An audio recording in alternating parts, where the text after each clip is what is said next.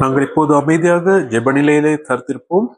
நாங்கள் கர்த்தருடைய வார்த்தைகளை கேட்கும்படி நாங்கள் எங்களுடைய இருதயங்களை ஆயத்தப்படுத்துவோம்.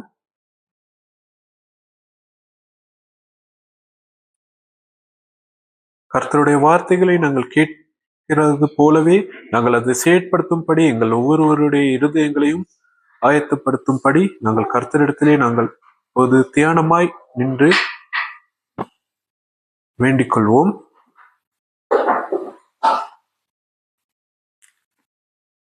அன்பும் இரக்கம் நிறைந்த கர்த்தாவே, இந்த நாளிலே நாங்கள் கேட்க போகிற வார்த்தைகளை உம்முடைய பாதத்தில் வைக்கிறோம் கர்த்தாவே. அது உம்முடைய வார்த்தையா இருக்கட்டும் கர்த்தாவே.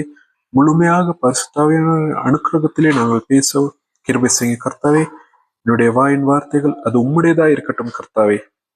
அதே போல அந்த வார்த்தைகளுக்கூடாக நாங்கள் எல்லோரும் அதை கேட்கிறவர்களாகவும் அதை செயற்படுத்துகிறவர்களாகவும் மாற எங்களுக்கு அருள் செய்யும். இயேசு கிறிஸ்துவின் பெயராலே ஆமேன். நாங்கள் அமர்ந்து கொள்வோம். நாங்கள் இன்னும் ஒரு நாளிலே, அதாவது ஒரு மாதத்தின் முதலாவது நாளிலே ஒன்றாக கூடியிருக்கிறோம். இன்றைக்கு உண்மைக்கும் பார்க்கறதுக்கு சந்தோஷமா இருக்கு. இவ்வளவு பேர் இருக்கீங்க, கர்த்தரை தேடித்தான் வந்திருக்கீங்க. அப்ப அதை நினைச்சா கர்த்தருக்கு நான் ஸ்தோத்தரிக்கிறேன். தொடர்ந்தும் அப்படி வாங்க, அது யாரு வந்தாலும் வரலாட்டையும் வாங்க. ஏன்னா கர்த்தர் மிகப்பெரிய காரியங்களை எங்களோட வாழ்க்கையில செய்திருக்கிறார்.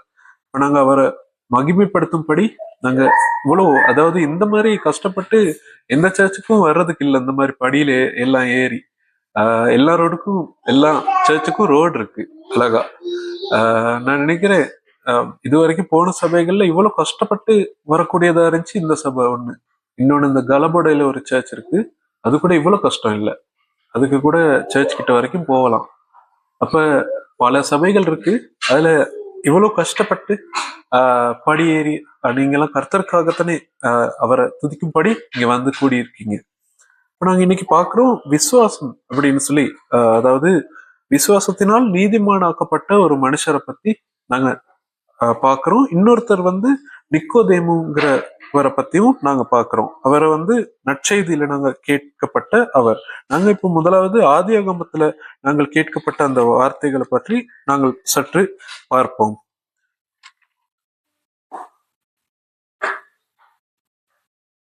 ஆதியாகமம் 12ஆம் அதிகாரம், அதுல 1வது வசனம் தொடங்கி 4வது வசனம் வரை. அதுல பாருங்க, ஒரு அழைப்பை பத்தி சொல்லி இருக்குது. கர்த்தர் ஆபிரகாமை நோக்கி, நீ உன் தேசத்தையும் உன் இனத்தையும் உன் தகப்பனுடைய வீட்டையும் விட்டு புறப்பட்டு நான் உனக்கு காண்பிக்கும் தேசத்துக்கு போன்னு சொல்றார். அதுக்கு 1வது வசனங்கள் நாங்க அதுக்கு முதல் அதிகாரங்களை வாசிச்சு பார்த்தோம்னா அவரோட ஊர் என்னன்னு தெரியும். அப்ப நான் இப்ப ஊர் என்னன்னு கேட்டா பாப்போம் யாருக்காவது தெரியுமான்னு. ஆபிரகாமோட ஊர் எங்க? அவரோட ஊர் தான் ஊருங்கிறது தான் அவரோட ஊரே. அப்ப நீங்க லேசா நினைவு வச்சுக்கலாம். ஆபிரகாமோட ஊர் ஊர். அப்ப ஆபிரகாமோட அப்பா தேராகுன்னு சொல்லி ஒருத்தர். அது மேல, அதாவது 11ஆம் வசனம் 31ஆம் வசனத்துல அது இருக்கு, 11ஆம் அதிகாரத்துல. அப்ப நாங்க பார்க்கிறோம், அப்ப ஆபிரகாம் மாதிரியே நாங்களும் ஒரு ஊர் எங்களுக்குன்னு இருக்கும். இப்ப எனக்குன்னு கண்டித்தான், ஆனா நான் வேற வேற இடங்கள்ல இருந்திருக்கேன். ஆனா எப்படியோ இப்ப கண்டில தான் இருக்கேன். அப்ப கர்த்தர் ஆனா பல இடங்களுக்கு கூடியிருப்பாரு. போன கிழமை பண்டாரவலங்கிற ஊருக்கு கூட்டிட்டு போனார். அதுக்கு மாசம் பொலன்னருவங்கிற ஊருக்கு கூட்டிட்டு போனார். நாங்க அந்த கர்த்தருடைய காரியமா நாங்க எங்க போறதுக்கு ஆயத்தமா இருக்கிறோமோ அவர் கூட்டிட்டு போவார். இப்ப போன முறை நான் அந்த சாட்சியா சொல்லியிருந்த அந்த யானைகள் நிறைய இருக்கிற ஒரு ஊர், ஒரு காடான பிரதேசம். ஆனா கர்த்தர் பாதுகாப்பா எங்களை கூட்டிட்டு போவார்னு நாங்க நம்பி நாங்க போனோம். கர்த்தரும் அவருடைய நாம மகிமைப்படும்படி எங்களை கவனமா கூட்டிட்டு போனார். இதே மாதிரி நாங்க இப்ப போன கிழமை ஒரு குளிர் பிரதேசத்துக்கு தான் போனோம். எங்களுக்கு அது ஒரு குளிராவே விளங்கல. பண்டாரவள பிரதேசத்துக்கு போனோம். அங்க சுவிசேஷ காரியமா போயிருந்தோம். அப்ப எல்லா காரியங்களும் செம்மையா இருந்துச்சு. ஏன்னா கர்த்தர் எல்லாவற்றையும் எங்களுடைய ஜெபத்தை கேட்டு அவர் கூட்டிட்டு போனார். அப்ப நாங்க அவர் கூட்டிட்டு போக்கல, நான் வாரேன் அப்படின்னு சொல்றதுக்கு நாங்க ரெடியா இருந்ததுனால போயிட்டோம். கர்த்தரை நாங்க நம்பி போனனால அந்த காரியம் செழிப்பா முடிஞ்சிச்சு. அதே மாதிரி இங்க ஆபிரகாம் வந்து பாருங்க, திடீர்னு ஒருத்தர் நல்லா இருக்காரு. ஆபிரகாம் வந்து ஒரு ஊர்ல ஒரு நல்ல சொத்து எல்லாம் இருக்குது.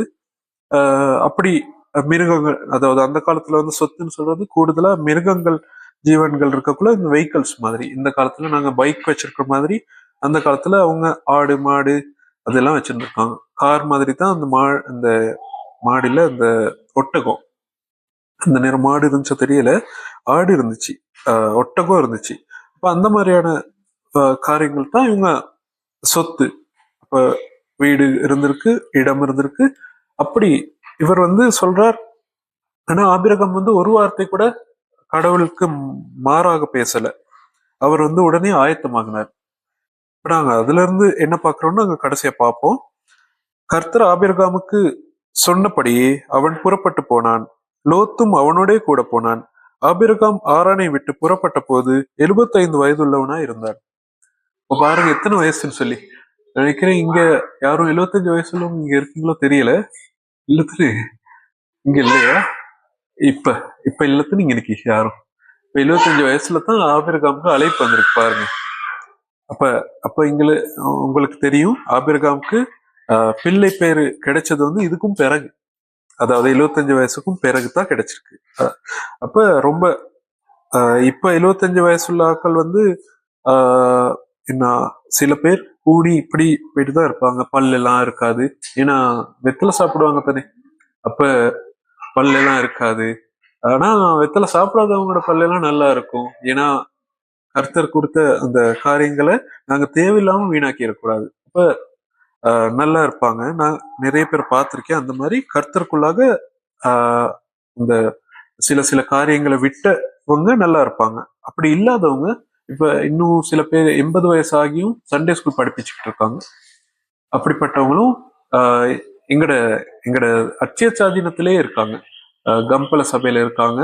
இன்னும் தளம் பிட்டிய ஒவ்வொரு சபைகள்ல வயது சென்றும் அவங்க இன்னும் சண்டே ஸ்கூல் படிப்பிச்சுக்கிட்டு இருக்காங்க. தவறாம சர்ச்சுக்கு போவாங்க. எங்கட சர்ச்ல ஒருத்தர் மரித்து போனார் போன வாரத்துக்கு வாரம். அந்த சகோதரன் வந்து 81 வயசு அவருக்கு. ஆனா அந்த 81வது வயசு வரைக்கும் அவர் ஆலயத்துக்கு வர்றத ஒரு நாளும் விடாம இருந்ததில்லை. எந்த நாளும் வருவார். அப்ப அவர் ஒரு நல்ல ஒரு எடுத்துக்காட்டு, அதாவது ஒரு உதாரணம் நாங்க சொல்லலாம். அப்ப அப்படி நாங்களும் எங்களால எங்கட ஆத்மா இந்த சரீரத்தை விட்டு எடுத்துட்டு போற நாள் வரைக்கும், எங்களால முடிந்த வரைக்கும், எங்க பேலன் இருக்கிற வரைக்கும், இப்ப பாருங்க எவ்வளவு விசேஷித்தவர்கள் நீங்க இந்த படியில கஷ்டப்பட்டு ஏறி வந்திருக்கீங்க. இப்ப எல்லாரும் விசேஷித்தவர்கள். அதுக்கு கர்த்தர் உங்களை ஆசீர்வதிக்காம விடவே மாட்டார். அப்ப நாங்க தெரிஞ்சுக்கிறோம். அப்ப கர்த்தர் வந்து எங்களை அழைத்தார். நாங்க அவரை நம்பி அவரை ஆராதிக்கும்படியாக நாங்க ஏறி வந்திருக்கோம் இவ்வளவு தூரமா. அப்ப ஆபிரகாம் அப்படியாக கர்த்தர் அழைத்த அழைப்புக்கு அவர் போறார். அந்த ஊரை விட்டு போறார். எங்க போறார்? கர்த்தர் ஆபிரகாமுக்கு தரிசனமாகி உன் சந்ததிக்கு இந்த தேசத்தை கொடுப்பேன் என்றார். அப்பொழுது அவன் தனக்கு தரிசனமான கர்த்தருக்கு அங்கே ஒரு பலிபீடத்தை கட்டினான். பின்பு அவன் அவ்விடம் விட்டு பெயர்ந்து பெத்தேலுக்கு கிழக்கே இருக்கும் மலைக்கு போய், பெத்தேல் தனக்கு மேற்காகவும் ஆயி கிழக்காகவும் இருக்க கூடாரம் போட்டு அங்கே கர்த்தருக்கு ஒரு பலிபீடத்தை கட்டி கர்த்தருடைய நாமத்தை தொழுது கொண்டான். இன்னைக்கு பாக்குறோம் நாங்க நல்ல விஷயம். இவர் வந்து போற இடங்கள்ல கர்த்தர் ஒவ்வொரு இடத்துலயும் அவருக்கு பேசக்குள்ள அங்க ஒரு பலிபீடத்தை செய்யறார். அதாவது பலிபீடம்னு எனக்கு தோன்ற மாதிரி நினைக்கிறேன். கல் மூலமா வச்சு கொஞ்சம் உயரமா, நிலத்தை விட உயரமா செய்து அதுக்கு ஏதாவது ஒரு மிருகத்தை பலியிட்டு பாரா இருக்கும் அப்படின்னு நினைக்கிறேன். நான் நினைக்கிறேன். அப்படி உண்மையானது எதுன்னு சொல்லி தெரியல. இப்ப பலிப்பீடம்னு சொன்னா ஆல்டர்னு சொல்லக்குள்ள ஒரு எங்களை திருத்துற ஒரு இடம். இப்ப கர்த்தர் எங்களுக்கு சொல்ற விஷயங்களை நாங்க மாத்திக்கிற கூடியவங்களா நாங்க இருக்கணும். எங்களுடைய இருதயத்தை நாங்க கொடுத்தோம்னா, இப்ப நாங்க சில நேரங்கள்ல இப்ப எந்த நாளும் பார்த்தாலும் நாங்க விசுவாசியா தான் இருப்போம். எந்த நாளும் எங்களுக்கு அந்த சீடராகிற ஆசை வராது. ஏன்னா சீடராக ரொம்ப கஷ்டம்.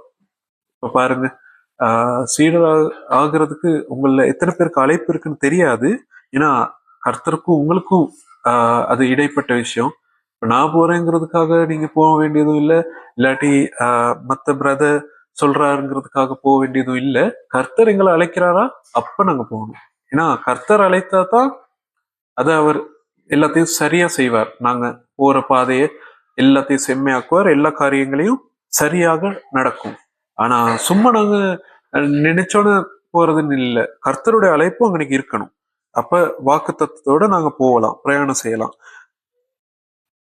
ஆபிரகாம் போயிட்டு அங்கனைக்கு பலிப்பீடம் கட்டுறார். அதே மாதிரி அந்த இடத்துல இன்னொரு சகோதரனும் இருக்கார், லோத்துன்னு சொல்லி.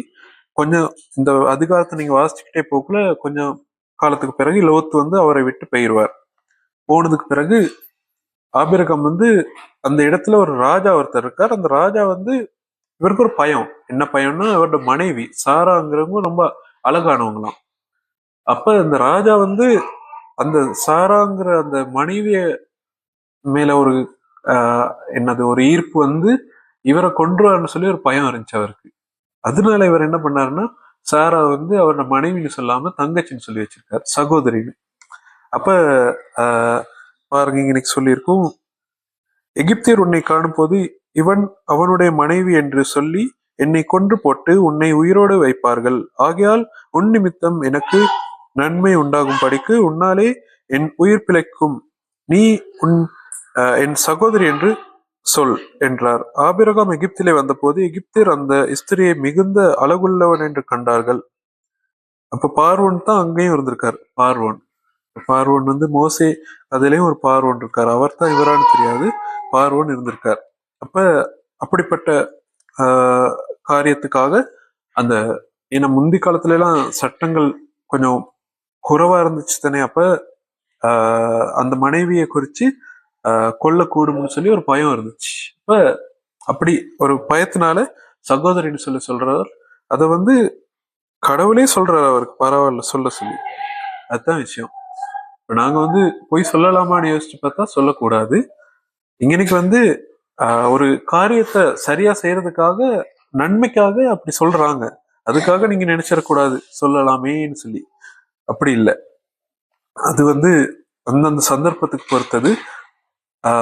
நாங்க அதை பத்தி யோசிக்கணும். அப்ப கர்த்தர் இன்னும் இப்ப நாங்க ஆபிரகாம பற்றி இன்னும் நாங்க ஆழமா பார்க்கும் போது நாங்க இன்னைக்கு வாசிக்க கேட்காத ஒரு பகுதி தான் ஈசாக்க பலியிடுற பகுதி.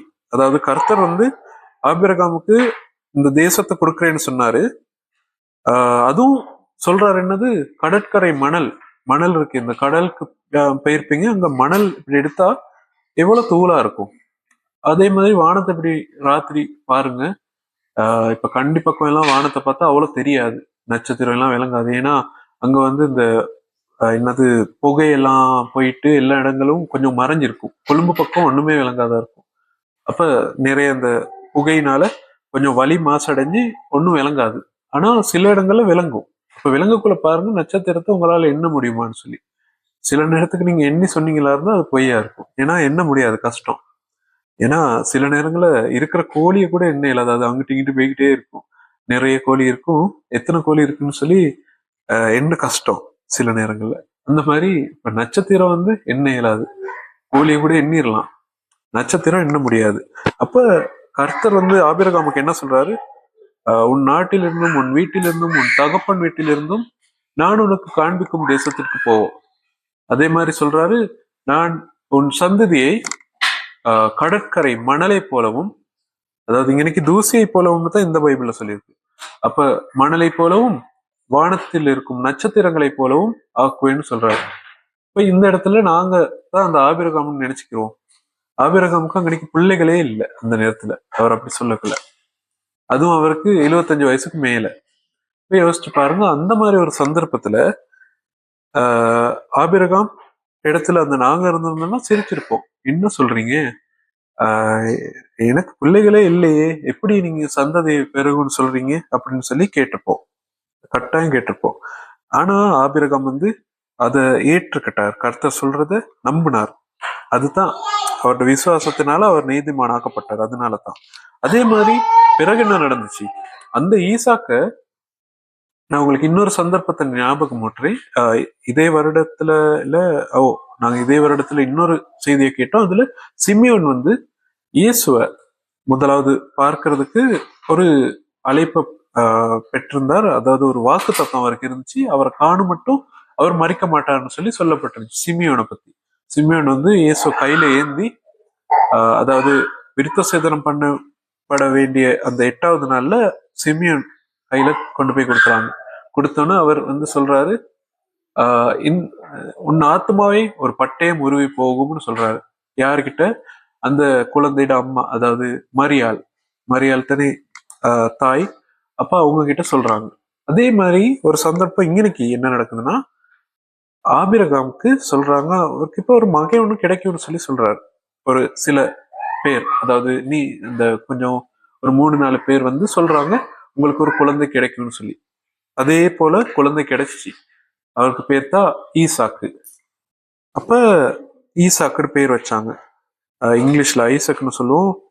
அப்ப அந்த ஈசாக்க பலியிட சொல்லி சொல்றாரு. திடீர்னு கடவுள் சொல்றாரு, அவர் தான் கொடுத்தார்.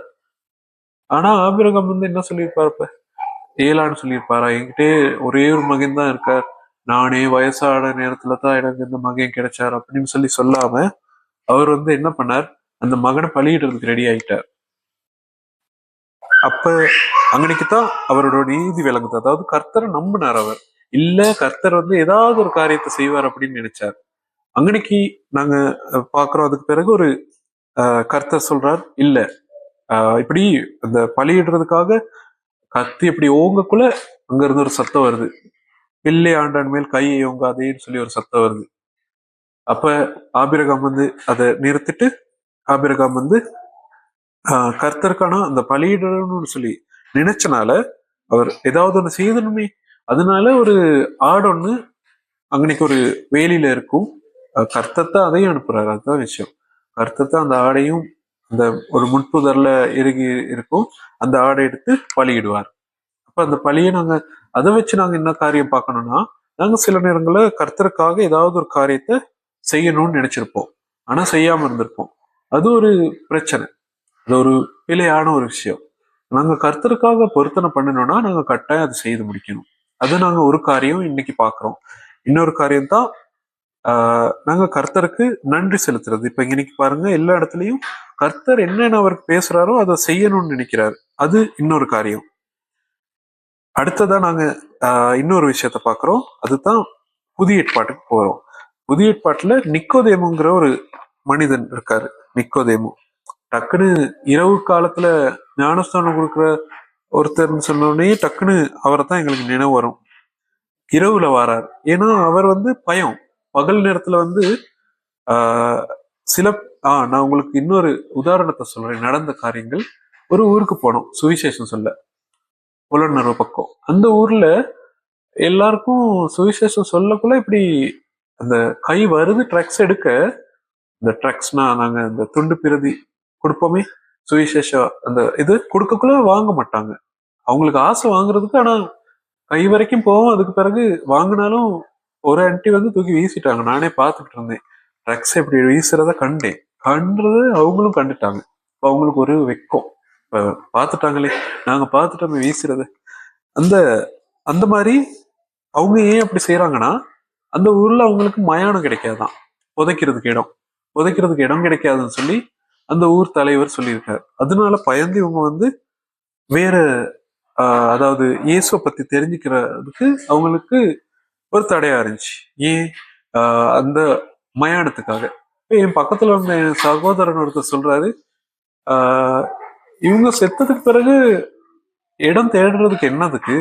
செத்த பிறகு எங்கேயாவது புதைச்சிருவாங்க தானே, அப்புறம் என்னதுக்கு இவங்க இதுக்காக தன் ஆத்மாவை இழக்கிறதுக்கு பாக்குறாங்கன்னு சொல்லி பக்கத்துல இருக்க சகோதரர் சிரிக்கிறார். எனக்கு சொல்லி, அவங்களுக்கு சொல்லல, எனக்கு சொல்லி சும்மா சிரிக்கிறார். என்ன இவங்க சொல்றாங்க, இதை எடுக்க மாட்டேங்கிறாங்க, ஆனா அவங்க செத்த பிறகு ஒண்ணுமே இல்லையே அப்படின்னு சொல்லி. இப்ப அதைத்தான் நாங்களும் யோசிக்கிறோம். இப்ப பாருங்க, அவங்களுக்கு கொடுக்கக்குள்ள அவங்க கிட்ட கேட்டோம், ஏன் நீங்க எடுக்க மாட்டேங்கிறீங்க, என்ன பிரச்சனை உங்களுக்கு? அப்பதான் சொன்னாங்க, எங்களுக்கு புதைக்கிறதுக்கு இடம் கிடைக்காது. அப்ப இன்னைக்கு பாக்குறோம், இந்த நிக்கோதேமுங்கிறவரும் யூதருக்குள்ள ஒரு அதிகாரியா இருக்காரு. அந்த நேரத்துல இந்த இந்த ஸ்ரீலங்காலையும் அதாவது சுதந்திரம் கிடைக்கும் முன்னுக்கு சில காரியங்கள் இந்த மாதிரி நடந்திருக்கு. அது மூலமா ஆஹ் அதாவது பேர் கிறிஸ்தவர்களாக உருவாக்கப்பட்டவங்க நிறைய பேர். அதாவது சும்மா இந்த இந்த பதவிக்காக அதிகாரத்துக்காக அவங்களோட பெயர்களை மாற்றி, இல்லாட்டி ஸ்கூல் ஒரு இந்த ஸ்கூல் கிடைக்கிறதுக்காக தன்னை கிறிஸ்தவர்களை மாத்தினவங்கனால தான் இந்த நாடு வந்து இப்படி முன்னேறாம இருக்குது. அதாவது என்னது எழுப்புதல் இல்லாம இருக்கிறது காரணம் அதுதான். அப்ப முந்தி வந்து சுவிசேஷம் வந்து சரியா போவாம இந்த மாதிரியான அந்த அதிகாரத்துக்காகவும் அந்த ஏதாவது ஒரு பதவி கிடைக்குங்கிறதுக்காகவும் கிறிஸ்தவர்களுக்கு மாறினவங்க நிறைய பேர். அப்படி நிறைய பேர் மாறினால இல்லாம போச்சு. இவர் வந்து அப்படிப்பட்ட ஒரு இடத்துல தான் இவர் இருக்காரு. யூதருக்குள்ள ஒரு அதிகாரி நிக்கோதேமு. அவர் ஒரு பரிசேயன். ஒருவன் இருந்தான். அவன் ராக்காலத்திலே இயேசுவினிடத்தில் வந்து, ரபி, நீர் தேவனிடத்திலிருந்து வந்த போதகர் என்று அறிந்திருக்கிறோம். ஏனெனில் ஒருவனும் தன்னுடனே தேவன் இராவிட்டால் நீர் செய்கிற இப்படிப்பட்ட அற்புதங்களை செய்ய மாட்டான் என்றார். இவர் வந்து இயேசுவை பத்தி தெரிஞ்சு வச்சிருந்திருக்காரு. இயேசு யாருன்னு சொல்லி அவருக்கு தெரியும். இப்ப அதாவது இப்படிப்பட்ட அற்புதங்கள் செய்யறதுக்கு கடவுளோட அனுக்கிரகம் இல்லாம செய்ய முடியாது. அதுவும் கடவுள் உங்களோட இருக்காரா இருந்தா நீங்க எப்படிப்பட்ட ஆளா இருக்கும், அந்த மாதிரி அவர் வந்து ஒரு யோசனையில இருக்கார். இயேசு அவனுக்கு பிரதியுத்தரமாக, ஒருவன் மறுபடியும் பிறவாவிட்டால் தேவனுடைய ராஜ்யத்தை காண மாட்டான் என்று மெய்யாகவே மெய்யாகவே உனக்கு சொல்லுகிறேன் என்றார். மறுபடியும் பிறக்கிறது எப்படி எப்படின்னு சொல்லி கேட்கக்குள்ள யோசிக்கிறாங்க. நாங்க திருப்பியும் தாயின் வயிற்றுக்கு செல்ல முடியுமா, இவ்வளவு பெருசா வளர்ந்துட்டோமே, எப்படி போகலுமா அப்படின்னு சொல்லி ஒரு யோசனை வருது இவங்களுக்கு. அந்த நேரம் சில நேரங்கள் அந்த விளையாட்டுக்காக கேள்வி கேட்கிறவங்க அப்படியும் கேட்டிருப்பாங்க. இன்னைக்கும் அப்படி கேட்கிறாங்க. அப்ப அப்படி போக முடியுமான்னு பார்த்தா போக முடியாதுதான். இயேசு பிரதியுத்தரமாக, ஒருவன் ஜலத்தினாலும் ஆவியினாலும் பிறவாவிட்டால் தேவனுடைய ராஜ்யத்தில் பிரவேசிக்க மாட்டான் என்று மெய்யாகவே மெய்யாகவே உங்களுக்கு சொல்லுகிறேன். மாம்சத்தினால் பிறப்பது மாம்சமாயிருக்கும், ஆவினால் பிறப்பது ஆவியாயிருக்கும். நீங்கள் மறுபடியும் பிறக்க வேண்டும் என்று நான் உனக்கு சொன்னதை குறித்து அதிசயப்பட வேண்டாம். அப்ப இயேசு சொல்றார், நீங்க மறுபடியும் பிறக்கணும்னு சொல்லி. இப்ப நாங்க எல்லாரும் ஞானஸ்தானம் எடுத்தவங்களா இருப்போம். ஆனா ஞானஸ்தானம் எடுத்தவங்களா இருந்தாலும் சில நேரங்களில் நாங்க வந்து ஞானஸ்தானம் எடுத்துட்டு அதுக்கு பிறகு பார்த்தா ஆளை காணும். அப்படியும் நடந்திருக்கலாம். அப்படின்னா நாங்க கர்த்தரை பத்தி தெரிஞ்சுக்கிட்டு அதுக்கு ஒரு அடையாளமா எடுக்கிற ஸ்நானம், அதுதான் ஞானஸ்தானம். அப்ப அவர் யாருன்னு தெரிஞ்சுட்டு நாங்க முழுமையா எங்களை அர்ப்பணிச்சு சுத்திகரிக்கும்படி, அதாவது நம்பி, அதாவது கர்த்தர் யாருன்னு நம்பி அவர் எங்களுக்காக உயிர் கொடுத்தார், எங்களுக்காக மரித்தார், எங்களுக்காக பாடுகள் பட்டார்னு நம்பி அவருடைய அது ரத்தத்தின் மூலமாக நாங்கள் மீட்கப்பட்டோங்கிறதுக்கு ஒரு அடையாளமா ஞானஸ்தானம் எடுக்கிறோம். அப்ப கேள்விப்பட்டீங்க முழுக்க ஞானஸ்தானம். இன்னொரு ஞானஸ்தானம் இப்ப நாங்க எங்கட சபைகளை கொடுக்கறது அந்த அந்த இன்னைக்கு ஒரு ஞானஸ்தான தொட்டில் இருக்கு, அதுல சிறு குழந்தைகளுக்கு ஞானஸ்தானம் கொடுப்போம். அது ஒரு அர்ப்பணிப்புன்னு சொல்லி நாங்க வச்சுக்கலாம். அதுக்கு பிறகு கன்ஃபர்மேஷன் சொல்லி ஒண்ணு நடக்கும் எல்லாருக்கும். பிஷப் வந்து இவர் உம்முடைய பிள்ளை அப்படியெல்லாம் சொல்லி அவர் வந்து அபிஷேகம் பண்ணுவார். ஒவ்வொருத்தரையும் எண்ணெய் பூசி அபிஷேகம் பண்ணுவார். அப்பதான் நீங்க வந்து ராப்போஜனத்துல கலந்து கொள்ளலாம் இன்னைக்கு அப்படின்னு சொல்லியிருப்பாங்க. அது உங்களுக்கு ஏற்கனவே தெரியும். இப்ப அப்படி பாருங்க, ஞானஸ்தானம் எடுக்கிறதுக்கு இவர் வர்றாரு எந்த டைமுக்கு, ராத்திரி டைம்ல வராரு.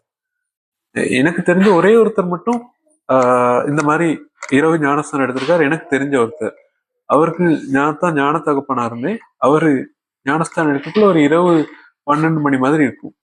இப்ப எனக்கு டக்குன்னு நிக்கோதேமு தான் நினைச்சு. ஒரு 10 வருஷத்துக்கு முன்னுக்கு அவர் இப்ப ஏஓஜி சபைக்கு போய்கிட்டு இருக்கார். ஏஓஜி சபையில கலா ஏஓஜி சபைக்கு போய்கிட்டு இருக்கார்.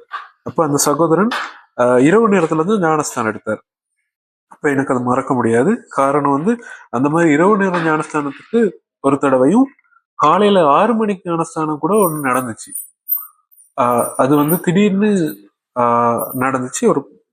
ஒரு 3 வருஷத்துக்கு முன்னுக்கு எங்கட கிரைஸ்ட் சர்ச்சில் காலையில 6 மணிக்கு ஒருத்தருக்கு ஞானஸ்தானம் கொடுக்குறாங்க. அது வந்து கள்ளத்தனத்துக்காக இல்லை, அவங்களுக்கு அந்த நேரத்துக்கு தான் அவங்களோட வீட்டுக்கு தெரியாமல் ஞானஸ்தானம் எடுத்திருக்காங்க போல இருக்கு. அப்படி ஏதோ தான். அப்ப அப்படி அவங்க வந்து ஞானஸ்தானம் எடுத்தது அது ஒரு சந்தர்ப்பம். அது நான் கண்டதுகள். அப்ப நாங்க மறுபடியும் பிறக்கிறது எப்படி? கர்த்தருக்குள்ளாக நாங்கள் அவருடைய வார்த்தையை கேட்டு ஏற்றுக்கொண்டு நாங்க அவருடைய ஊழியத்தை செய்ய ஆயத்தமாகறோம். ஊழியம் செய்யறதுங்கிறது இந்த எல்லா இடத்துக்கும் போறதுன்னு மட்டும் இல்ல.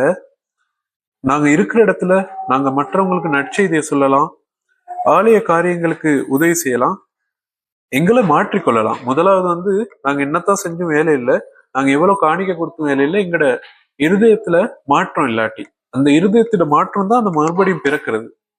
ஒரு புது மனுஷனை சில நேரங்கள்ல நீங்க யாரையாவது பார்த்திருப்பீங்க, ரொம்ப மோசமான ஆளா இருந்திருப்பார். ஆனா திடீர்னு பார்க்கக்குள்ள அவர் ரொம்ப அமைதியா நல்ல ஒரு மாறி இருப்பார். அப்ப அப்படிப்பட்டவங்கள நீங்க சில நேரங்கள வாழ்க்கையில கண்டிருக்கலாம். நானும் கண்டிருக்கேன். அந்த நேரத்துல கர்த்தர் எங்க கிட்ட என்ன எதிர்பார்ப்பாருன்னா, நாங்க வந்து அவருடைய மாற்றத்தை என்னன்னு யோசிப்போம். இவனே இந்த மாதிரி இருந்தான், இவன் எங்களுக்கு சொல்ல வரானா, அந்த மாதிரி யோசிச்சுட்டு நாங்க என்ன பண்ணுவோம், அவங்கள வந்து ஜட்ஜ் பண்ணுவோம், அவங்கள நியாயம் தீர்ப்பதற்கு ட்ரை பண்ணுவோம். அப்படி இல்லை, கர்த்தர் வந்து எங்க கிட்ட எதிர்பார்க்கிறாரு என்னன்னா, நாங்க அவங்கள ஏற்றுக்கிறோம்னு சொல்லி. அதாவது நாங்க அநியாயம் செய்கிறவனுக்கு அநியாயம் செய்யன்னு சொல்லவே இல்லை கடவுள் ஒரு நாளும். அப்ப பாவிகளை நேசித்த ஒரு கடவுள் அப்படின்னு சொல்ல போனா இயேசு கிறிஸ்து தான். அவர் வந்து அப்படி எங்களை அந்த மாதிரி ஒரு அழைப்பு கொடுக்கிறார். அப்ப நாங்க ஒவ்வொருத்தரும் மறுபடியும் பிறக்க வேணும். இப்ப ஆபிரகாம் போல நாங்க கேட்டுட்டு செய்யறவங்களா இருக்கணும். சில நேரங்கள் நாங்க வந்து செய்ய மாட்டோம், நாங்க நல்லா கேட்போம், சில நேரத்துக்கு ஒழுங்கா கேட்கவும் மாட்டோம். ஆனா நாங்க ஒழுங்கா கேட்கணும், நாங்க ஆராய்ஞ்சு பாக்குறதுல தப்பே இல்லை. இப்ப வந்து உண்மைக்கும் இப்ப நான் சொன்ன வார்த்தையெல்லாம் உண்மையா இருக்குதா, இல்லாட்டி இப்படி எல்லாம் கடவுள் சொல்லியிருக்காரான்னு அதுக்கு வந்து நாங்க கையில வந்து பைபிள் வச்சிருந்துருக்கணும். அதை நாங்க திருப்பியும் போயிட்டு பார்க்கணும், இதெல்லாம் உண்மை தானா அப்படின்னு சொல்லி நீங்க பார்க்கலாம். இப்ப நாங்க வந்து சுவிசேஷம் சொல்லக்குள்ள கூட சொல்லுவோம், சில இடங்கள்ல போயிட்டு நீங்க வந்து இப்படி ஒரு 4-5 பேர் வந்து சொன்னாங்களே, இப்படியெல்லாம் அழுது உங்களோட பாவங்கள்ல இருந்து விடுதலை கிடைக்கும், உங்களுக்கு மன்னிப்பு கிடைக்கும், அதே மாதிரி நோய்கள்ல இருந்து குணமாவீங்க அப்படியெல்லாம் சொல்றாங்களே, இதெல்லாம் உண்மைதானான்னு கேட்டு பாருங்கன்னு நாங்க சொல்லிட்டு வருவோம். ஏன்னா அவங்களுக்கு வந்து தெரியாது, இயேசு வந்து தெரியாது. ஆனா நாங்க வந்து இயேசு நல்லா தெரிஞ்சவங்க, நாங்க அப்படி இருக்கக்கூடாது. நாங்க வந்து பிரச்சனை வந்தாலும் அதை தாங்கி கொள்ளக்கூடியவங்களா இருக்கும். இப்ப நாங்க யோசிப்போம், சங்கீதம் 121 சங்கீதம், அது வந்து சில பேருக்கு பாடமாகவும் இருக்கலாம். ஏன்னா அப்படியான ஒரு வசனம் தான். எனக்கு ஒத்தாசை வரும் பர்வதங்களுக்கு நேராக என் கண்களை ஏறெடுப்பேன், வானத்தையும் பூமியும் படைத்தவர் இடத்திலிருந்து எனக்கு ஒத்தாசை வரும். ஒரு பாட்டு கூட இருக்கே, எனக்கொத்தாசை வரும் பர்வதம் நேராய் என் கண்களை ஏறெடுப்பேன், எனக்கொத்தாசை வரும் பர்வதம் நேராய் என் கண்களை ஏறெடுப்பேன், வானமும் பூமியும் படைத்த வல்ல தேவனிடமிருந்தே, வானமும் பூமியும் படைத்த. அப்ப அந்த பாட்டு நாங்க படிக்கிறோம். அந்த பாட்டு வந்து 121 சங்கீதத்தில் உள்ள பாட்டு. எனக்கு ஒத்தாசை வரும் பர்வதங்களுக்கு நேராக என் கண்களை ஏறெடுக்கிறேன், வானத்தையும் பூமியும் உண்டாக்கின கர்த்தரிடத்திலிருந்து எனக்கு ஒத்தாசை வரும். உன் காலை தள்ளாட விட்டார், உன்னை காக்கிறவர் உறங்கார். இதோ இஸ்ரவேலை காக்கிறவர் உறங்குகிறதும் இல்லை, தூங்குகிறதும் இல்லை. கர்த்தர் உன்னை காக்கிறவர், கர்த்தர் உன் வலது பக்கத்திலே உனக்கு நிழலாயிருக்கிறார். பகலிலே வெயிலாகிலும் இரவிலே நிலவாகிலும் உன்னை சேதப்படுத்தாது. கர்த்தர் உன்னை எல்லா தீங்குக்கும் விலக்கி காப்பார், அவர் உன் ஆத்துமாவை காப்பார். கர்த்தர் உன் போக்கையும் உன் வரத்தையும் இது முதற்கொண்டு என்றென்றைக்கும் காப்பார். இப்ப நாங்க சில நேரங்கள்ல இந்த வசனங்கள்ல குறிப்பிடப்பட்டிருந்த சில வசனங்களை எல்லாருடைய வீட்டு வாசல் கதவுல காணலாம். அந்த கதவுல வாசல்ல எழுதி போட்டு வேலை இல்லை. அந்த அந்த வசனத்தை எழுதி போடுறது நல்லது, ஆனா அதுல மட்டும் இல்ல இருக்குது விஷயம். என்னன்னா இந்த வசனத்தை எங்களுடைய இருதயத்தில் எழுதணும். ஏன்? கர்த்தர் வந்து இஸ்ரேலை காக்கிறவர் தூங்குகிறதும் இல்லை இறங்குகிறதும் இல்லைன்னு சொல்லி நாங்க வந்து எந்த நேரமும் கர்த்தர் எங்களோட தான் இருக்காருங்கிறத, அதே மாதிரி நாங்க எங்கேயாவது பயணம் போகக்குள்ளேயோ வேலை செய்யக்குள்ளேயோ எங்களோட காலை தள்ளாட ஓட்டார் அப்படின்னு சொல்லி நாங்க வந்து இந்த வசனம் எல்லாம் எங்களை விட இன்னொரு ஆளுக்கு நல்லா தெரியும். யாருன்னு நினைக்கிறீங்க? அதுதான் சாத்தானுக்கு நல்லா தெரியும். அந்த வசனத்தை வச்சுதான் இயேசுவையே சோதிக்கிறதுக்கு அவர் வாராரு. இந்த சங்கீதத்துல இருந்த சில வசனங்களை வச்சுதான் அந்த 3 சோதனை வந்துச்சு. அதுல சோதிக்கிறாரு. உங்களோட உங்களை என்னது தூதர்கள் வந்து தாங்கிக் கொள்வார்கள் எல்லாம் சொல்லி 90வது சங்கீதத்துல இருக்கு. அதை சொல்லித்தான் அவர் சோதிக்கிறாரு. அது ஒண்ணு. மத்தது ஒவ்வொன்றும் இந்த வசனங்களை வச்சு சோதிக்கிறாரு. எப்படி அது சாத்தா வந்து தெரிஞ்சு வச்சிருந்துட்டார். நாங்களே சாத்தானே தெரிஞ்சு வச்சுக்கிறோம்னா நாங்க வந்து எவ்வளவு தெரிஞ்சு வச்சுக்கிறோம். நாங்க வந்து இந்த இந்த வசனத்துல எழுதி போட்டு வேலை இல்லை. நாங்க வந்து எங்களுடைய இருதயத்துல எழுதணும். அதையும் இன்னைக்கு கர்த்தர் உங்களோட பேசுகிறார். கர்த்தர் உன்னை எல்லா தீங்குக்கும் விலக்கி காப்பார். அது வந்து நிறைய இடங்கள்ல இருக்கும். கர்த்தர் உன் போக்கையும் உன் வரத்தையும் இது முதற்கொண்டு என்றைக்கும் காப்பார். இப்ப நாங்க வந்து இந்த வசனத்தை ஞாபகம் வச்சுக்கிட்டு தான் அந்த பயணம் போகல. இப்ப பஸ்ல நான் நினைக்கிறேன் இங்கே உள்ளவங்க சாட்சி சொல்லுவீங்களா இருக்கும். எந்த வித பிரச்சனையும் பஸ்ல நாங்க போகும்போது கர்த்தர் எங்களோட இருந்தாருன்னு சாட்சி சொல்லுவீங்க. நானும் சொல்லுவேன். நான் எவ்வளவோ பயணம் போயிருக்கேன். இது வரைக்கும் ஆக்சிடென்ட், இந்த நேர்ல ஆக்சிடென்ட் வந்து கண்டதுன்னு கூட சொல்ல முடியாதுன்னு நினைக்கிறேன். கர்த்தர் வந்து எங்களோட ஒவ்வொரு நாளும் பயணம் செய்யும் போது அப்படி நடக்க சான்ஸ் இல்லை. நடந்தாலும் எங்களுக்கு ஒன்றும் ஆகாது. இப்ப நான் நேத்து முந்த நாள் நடந்த ஒரு சாட்சி சொல்றேன். எனக்கு இல்ல, ஒரு சகோதரனுக்கு. அவர் வந்து சுவிசேஷம் சொல்றதுக்காக, அதாவது எங்க குழுல இருக்கிற இன்னொரு பகுதிக்கு போயிருக்கார். அவர் வந்து பண்டாரோல பகுதியில ரொம்ப உயரமான இடங்கள் தான் எல்லா இடத்துலயும் இருந்துச்சு. அதாவது ரொம்ப ஏத்தம், படிகள், இல்லாட்டி பள்ளம் போகணும் அந்த மாதிரி. இவர் வந்து அவர் வீட்டுக்கு சுவிசேஷம் சொல்லிட்டு வேகமா நடந்து வரக்குள்ள விழுந்திருக்கார். அப்படியே குப்புற விழுந்திருக்கார். அப்ப அவரோட பேர் ஜேக்கப்னு சொல்லி ஒரு சகோதரன். அவர் விழுந்தோட இப்ப நாங்க நினைப்போம் அவர் விழுந்து ஐயோ என்ன ஆகிடுச்சோன்னு சொல்லிட்டு அவர் சுத்தி இருந்தவங்க கூட நினைச்சிருக்காங்க.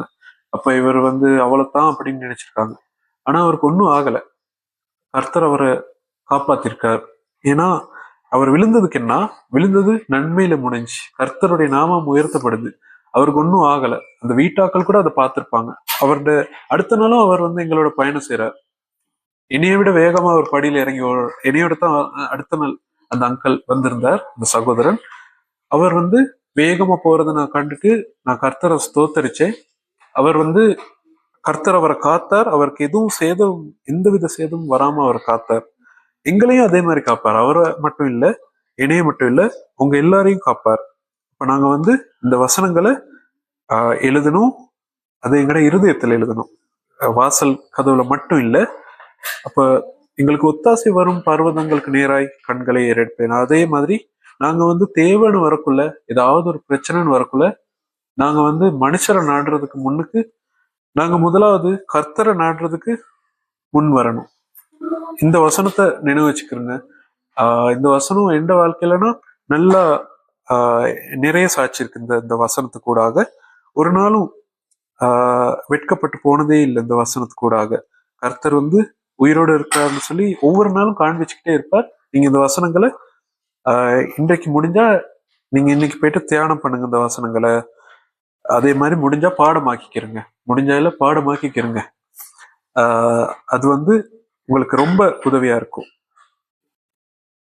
கர்த்தர் எங்களோட பேசியிருப்பாருன்னு நான் நம்புறேன். ஏன்னா நாங்க ஆயத்தப்படுத்துறது சொல்லி இல்ல, கர்த்தர் வந்து என்ன பேசணும்னு நினைக்கிறாரோ அவர் எங்க மூலமா பேசுவார், அவ்வளவுதான். நாங்கள் அனைவரும் ஜெப நிலையில் தரித்திருப்போம். அன்பும் இரக்கம் நிறைந்த கர்த்தாவே, இந்த நாளிலும் கர்த்தாவே உடைய வார்த்தைகள் கூடாக சகோதரர்களோடு பேச எங்களுக்கு கொடுத்த கிருபைக்காக ஸ்தோத்திரம் கர்த்தாவே. அதே போல நாங்கள் இன்றைக்கு கேட்ட ஒவ்வொரு வார்த்தைகளும் விசேடமாக உம்முடைய வசனத்துக்கூடாக நாங்கள் வளர்ச்சி அடைய வேண்டும் என்ற அந்த வார்த்தைகள் கூடாக எங்களோட பேசுனீங்க கர்த்தாவே. நாங்கள் அந்த வசனங்களை எங்களுடைய இருதயங்களில் எழுதி கொள்ள எங்களுக்கு கிருபையை தாங்க கர்த்தாவே. எங்கள் ஒவ்வொருடைய இருதயங்களையும் ஆயத்தப்படுத்துங்க கர்த்தாவே. நாங்கள் தொடர்ந்துமாய் ஒரு நாளிலே உம்முடைய சீடர்களாகவும் மாற எங்களுக்கு கிருபை செய்தலுங்க கர்த்தாவே. நாங்கள் தொடர்ந்தும் விசுவாசியா இராமல் உம்முடைய சீடர்களாக மாற எங்கள் ஒவ்வொருவருக்கும் அழைப்பை கொடுங்க கர்த்தாவே.